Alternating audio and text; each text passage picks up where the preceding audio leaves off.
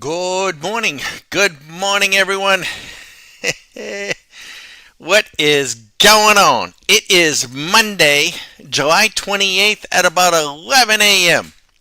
And the markets are doing what the markets do, right? They're up and down, down and up, but mostly up, right? And we've been away, but we're going to give folks a chance to refine us a little bit and refine refined the markets, not refined, but refined, rediscover, and that you can, in fact, make money from trading. We're extracting cash flow from the money flow. We are running a little program. It's relatively slow, and that's fine. Coming back from vacation, we don't want to be going bonkers and kind of get settled back in. We got two gold contracts in here. I'm sorry about that. Let's think about this. Silver. How about we put oil in here, right? Sorry about that. Let's get oil. Oil futures. Oil futures. And it's at, oops, dang it. I had gold in there twice. Oil futures. And it's at CL. At CL. There we go. And we'll put this guy back. And hope you're doing well. We'll review in a moment what Swing Machine is presenting. There's some trades here this morning. And let me make sure that our program is prepared to place orders. We ran it overnight. It didn't place a single order. It's relative. We're running it on Kagi in a very slow fashion. We were doing it before we went away, and so we're going to stay with it here. And so it's not going to be super fast, and we'll be, we're going to be with you. I'm not taking any more planned vacations, not that I'm thinking of, at least not until the fall. Maybe then. We don't know. Never know for sure. And it was crazy. Man, we were supposed to leave on the 16th, where I was going to be doing nightly videos, like right up until, and then like the 2 days before, we had this hellacious storm. I mean, it was unbelievable. Like, we always get thunderstorms, but this thing was crazy. Well, it fortunately it didn't knock out our computers. We had 4,000 lightning strikes. It melted our modems, so it knocked out our internet for a day or two. So I had to get new modems, and we got all that cleared up coming back here. And but then I didn't notice until the next day. It knocked out our AC. We got two zones. We got two on the house, and it knocked out the new one. Knocked it out.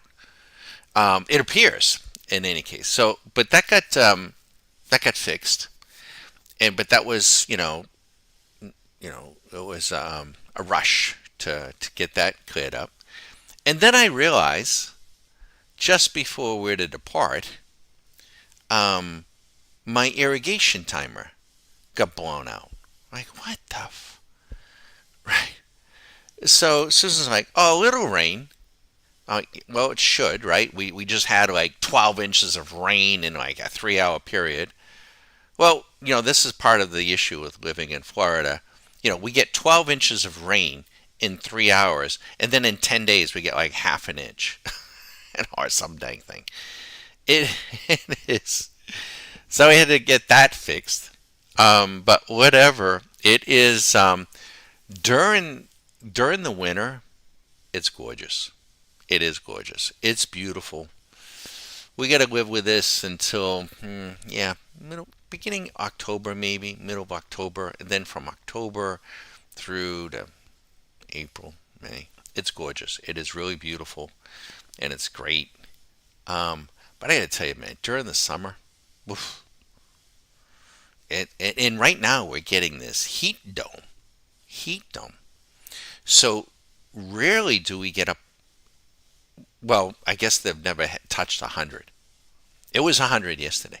Today we have the so yesterday the temperature got to 100, but the heat index was like 110. The heat index today is going to like 112. I mean, you do not even want to go to the mailbox. It's so hot. I mean, it's like we don't even, I can't take even the dogs to the park for 5 minutes. It's just too hot. Just too hot. And I mean, we'll take them in the pool for a little bit this afternoon. And so they're not. So we had gone away for a good bit of the trip up into the hills of North Carolina, the mountains, small mountains, and it was very cool, very beautiful. And Ted's not too happy about being back. He didn't want to eat. He was thrilled. They both were. But any case, we be back. We be back to Florida, and I didn't have much eyes on the market. I did get a chance to see it, but we didn't have. I just didn't have the time and to do much. Let's go look and make sure. Yeah, this guy is teed up to order, and there just haven't been any orders. So we'll keep you posted. If an order goes in, it'll be courtesy of the machine.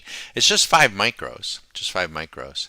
Was doing pretty well before we left, so we decided, let's just stay with it.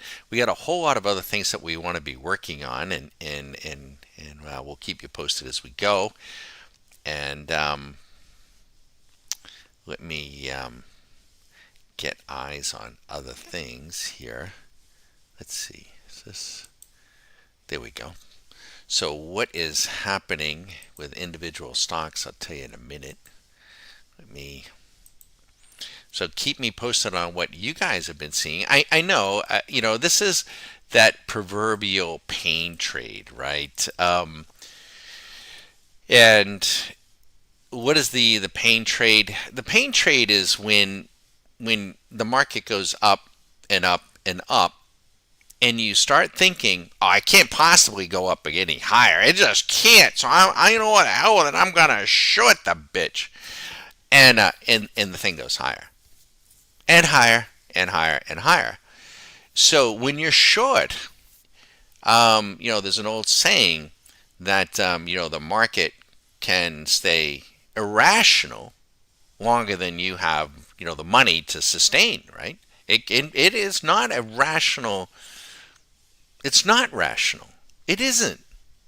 But people aren't really all that rational.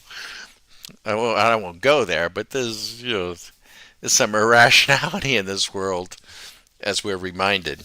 And nice thing about going to the mountains is that it's pretty quiet. You know, what a deer! What a deer up there! Holy, I'm going to be maybe more deer than people. Um, we could just like look out. You should have seen the dogs, Ted and Abby. Oh, we just got a little power. Now we got to deal with like these little power surges too. Man, they gotta be. I also called the electric company. I got to upgrade these power boxes. Thank goodness they saved our computers. But in any case, in these hot days.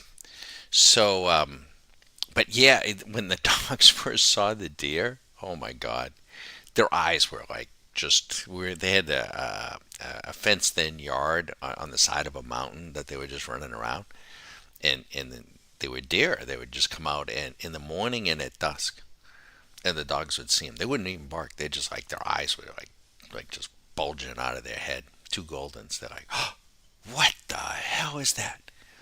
And they just ran to the fence and just watched them. And it was like a family of deer, too. They're tiny, tiny little does, getting fattening up for the summer. Beautiful, beautiful, beautiful place, and a lot cooler. Maybe 80, maybe a day 87, mostly low 80, in mid 80s, low 80s, and night upper 60s. Beautiful, just beautiful. Of course, the wintertime's going to be a little bit chillier, right? So, but and they got the high speed up there too now. So you can have the high speed up in the mountains. That's reminding Susie. So, any case, Um, so we be back. Let's take a look at what we see. Let's mark this up a little bit.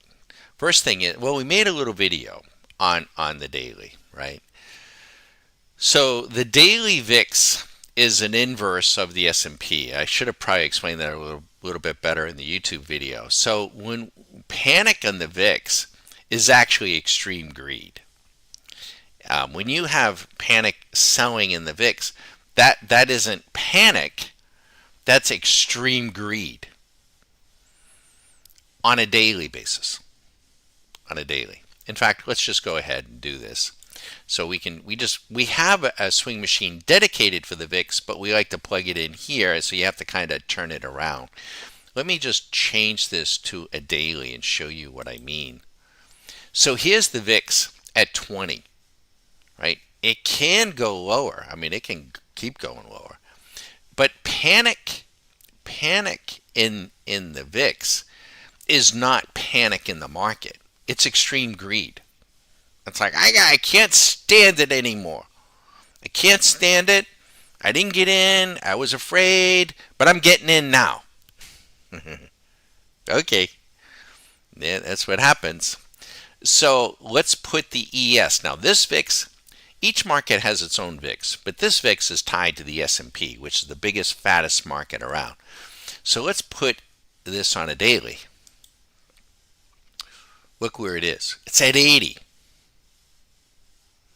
So the market, this is as rational as it can get, even though you may not think it to be rational, but it is from our standpoint. From a mathematical standpoint, the market is very proportional right now. That's what's making it so boring. VIX is at 20 and the S&P is at 80. It's a perfect match. And they love it like this. You know, the longs, the bulls, you know, the asset gatherers. Who are the asset gatherers? The money managers. You know, they love it like this. You know, because it's easy for them to accumulate money. We don't accumulate money. I don't manage money for anyone. And we don't